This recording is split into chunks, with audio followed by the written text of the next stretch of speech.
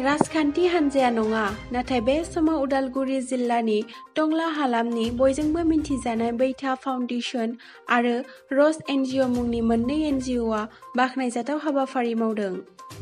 मोननै एनजिअआ जथायै ओनसोलनि सा 10 रान्दि आइजोफोरनो साफायाव 50 दाउजो आरो 2 दाउला लकेल दाउ राननानै होयो, जाहाथे बिथांमोननि संसार जानाय आरो नखर खुंनायाव एसेब्लाबो मदद जायो बेखौ नोजोर होनानै।